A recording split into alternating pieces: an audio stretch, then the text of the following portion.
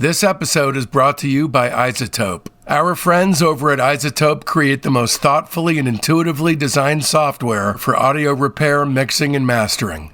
I use their tools every day for the podcast, and I love it.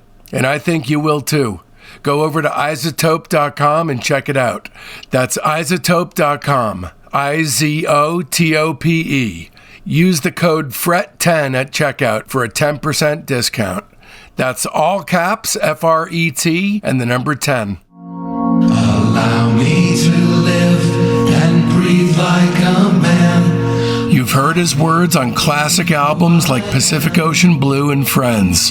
His 1969 collaboration with Brian Wilson, A World of Peace Must Come, gained almost legendary status as one of pop's most storied lost albums, before being resurrected to great acclaim by Light in the Attic in 2008. Now you're cordially invited to take a trip into the mind of poet and songwriter Stephen J. Kalinich. Heyday Again Records presents I Love My Life, a postcard from one of the last standing poets of peace and excitation. Order your copy today.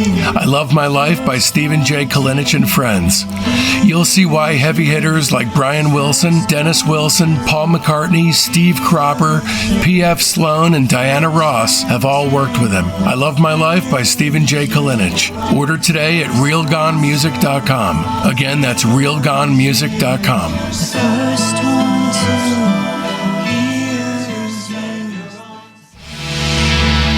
The second single from Future Prophet Records is here. Birthday Girl presents Never the Sound, available right now on Future Prophet Records. That's Future, Prophet, records.com. Order now.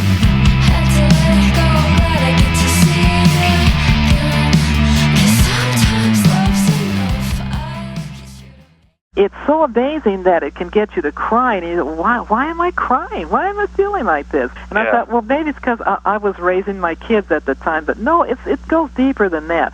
I think that Brian, the way that he can write, and this is why his fans love him so much too, he's got a purity of heart that very few people have got. He went through a lot of stuff with his father and growing up, and he went through all that stuff in the 70s with he did use drugs, but I don't think he did as much drugs, as other people. He lived through it just fine, but he went through the Landy thing, he went through a lot of stuff, and yet he's not bitter.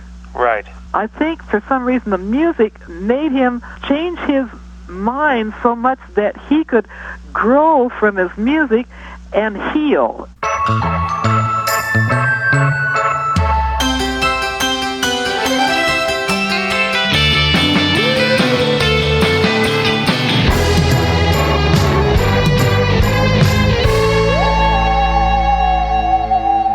Welcome to another episode of Discograffiti's wildly in-depth Beach Boys series and Your Dreams Come True, where Brian Wilson freaks like you and me get our chance to delve deep into the barely believable history and prodigious discography of my favorite band of all time, and also coincidentally the best, along with a slew of over 50 top-shelf guests, ranging from musicians inspired by their work, family members, documentary directors, songwriting collaborators, Beach Boys authors, producers, touring band members, and for good measure, some of the Beach Boys themselves. I'm your host, Dave Gebrow, and special thanks goes out to co-producers Chuck Granata, Dennis Dykin, and Mark Freed, without whom this series would not have happened. And in this episode, we'll be turning our spray cans on the Beach Boys' Pet Sounds. In this episode, we feature the next entry in the Chuck Granata Pet Sounds interview series. It's part 3, the final part of Chuck's chat with his close friend, legendary bassist Carol Kaye. This time around, they're joined by Chuck's bassist buddy, Ammo. Here's just a few of the many things that Carol discusses with Discograffiti in part 3 of this podcast. What Murray Wilson was like at that time, the love that Chuck Britz had for Brian Wilson, especially during his dark time in the 1970s, Carol's views on Paul McCartney's bass playing, her nightmare story of working with producer Joe Thomas, and Carol's absolutely brilliant way of explaining why Brian Wilson's music connected with people in such a big way. For over 4 years now, Discograffiti's Friday episodes have been completely free, and it's been my pleasure. But for a variety of reasons, Discograffiti's now moved to the subscription-based Patreon as our primary platform. Moving forward, our public stream will feature a teaser of the Friday episode and a Tuesday teaser of the bonus episode, and that's all. But here's the good news. Only $5 a month will get you the weekly Friday podcast to which you become accustomed. That's it. It's a no-brainer at just $1 an episode. And just that little bit will be what's required to help the show survive. To sweeten the pot, you'll also get regular installments of the Discograffiti Soldiers of Sound podcast. That's Rudy Fishman's podcast within a podcast featuring our Patreon members as guests. You'll also get access to over 100 back episodes of that show. The $10 Lieutenant tier gets you all that, plus access to half of the Patreon archive.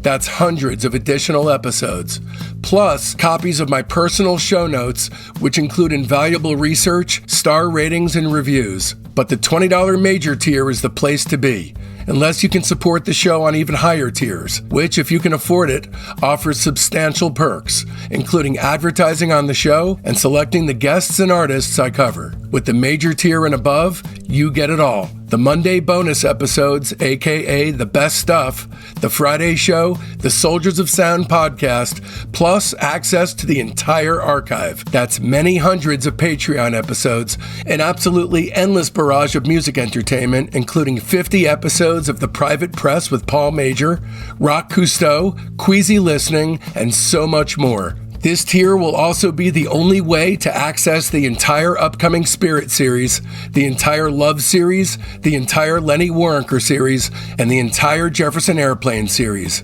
Frankly, it'll keep you busy for the rest of your life. So support the podcast that's been supporting you for years. Discograffiti's calling, and it needs you, so don't risk feeling guilty by not giving. But enough of me yapping. Go on, subscribe now. Visit patreon.com/discograffiti and find the tier that's right for you.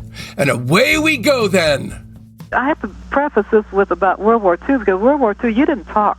You didn't talk about war. You didn't talk. Well, you were restricted. Loose lips sink ships, see? So nobody talked about World War II. You knew the guys were going to go out and die, But people, instead of talking, they went to dance to music. They went to listen to music. And music became the way that you express yourself and the way that you feel those deep feelings. And I think that in jazz, in the 50s, that same thing happened. They came to listen to the music, made them heal, made them feel good. You listen with your ears, and that's why we'd just sit up on stage. We wouldn't move a muscle, didn't crack a smile or anything. There was no stage presence. What was important was the music, and you didn't read music. You did it all by ear. And I think coming in the 60s, that was still happening in the 60s, and especially with Brian.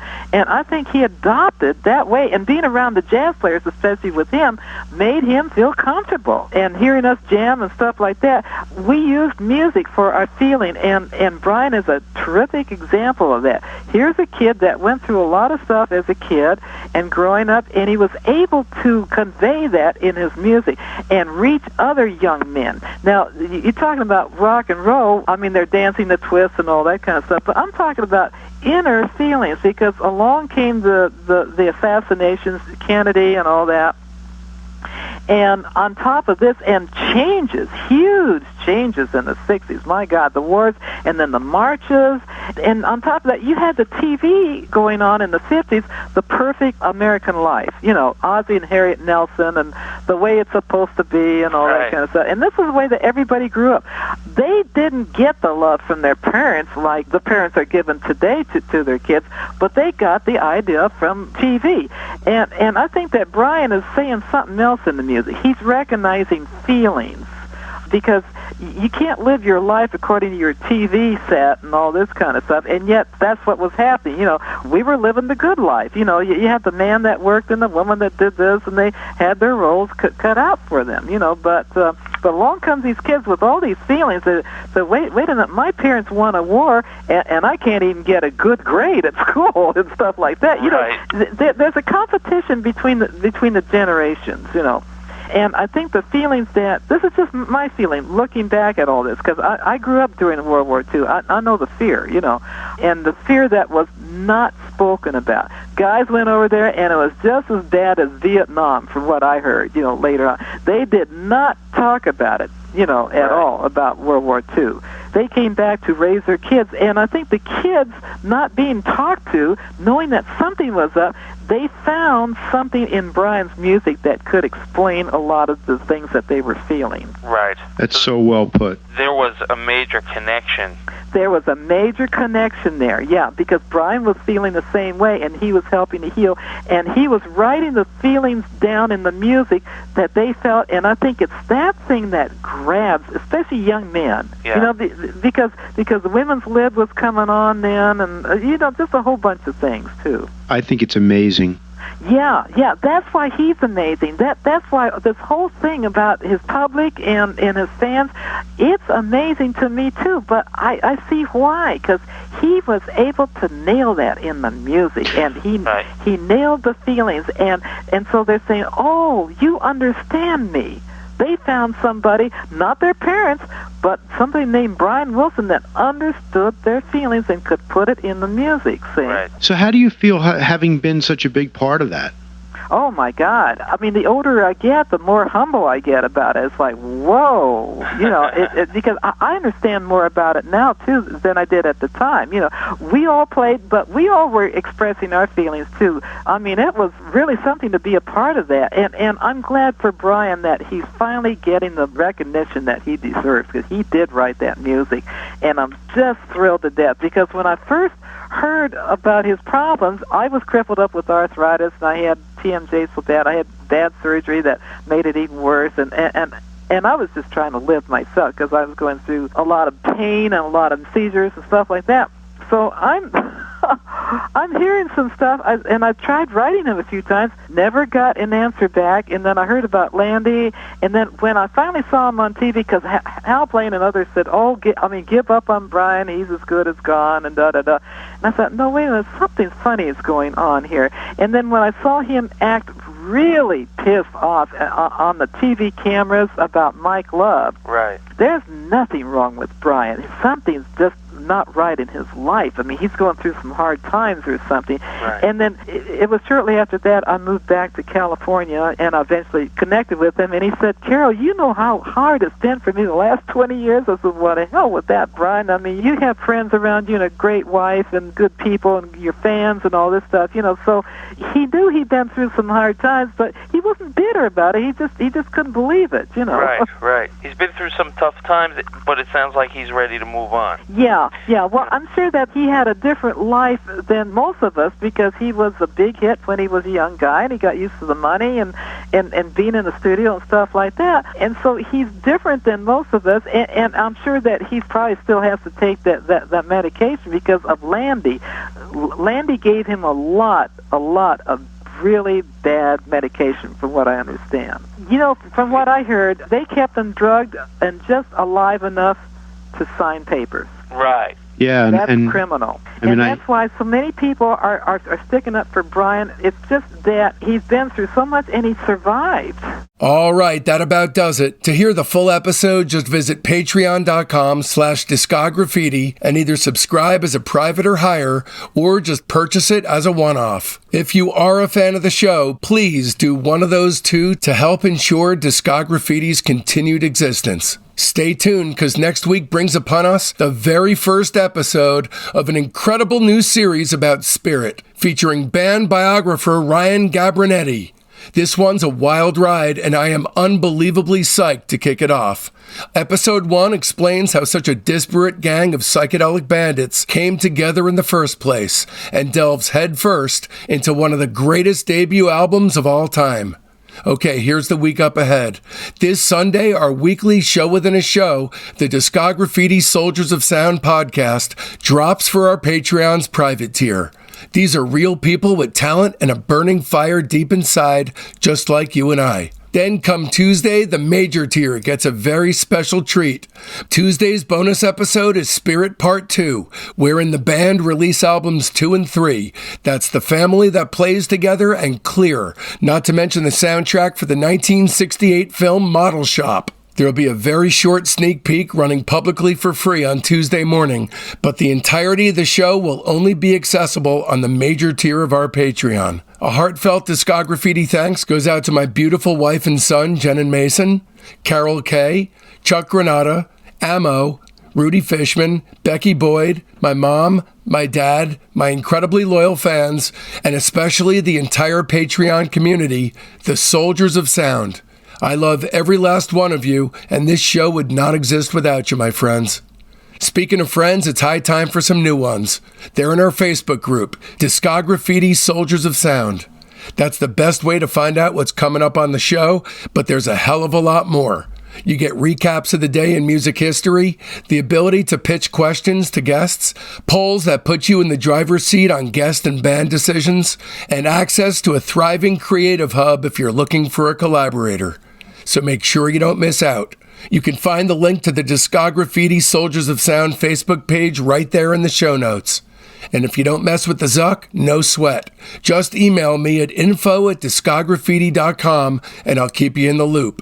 So now that it's done and you want more, another way to dive even deeper into the classic rock and roll from the 1960s is to go to the Beach Boys Season 1, Catch a Wave, 1961 to 1964, from episode 189 on, the Righteous Brothers Bill Medley interview, that's 181 and 182, my interview with the Free Design, that's 160 to 162, my epic interview with the Mamas and Papas Michelle Phillips, that's 141 to 159, Blood, Sweat, and Tears, that's 137, my 12-hour interview with Terry Kirkman and Jules Alexander from the Association, that's 109 to 113, Vashti Bunyan reading her entire output, that's 103 to 104. Sergio Diaz from Os Mutantes, that's 86 and 87. Bert Summer, that's 83 and 84.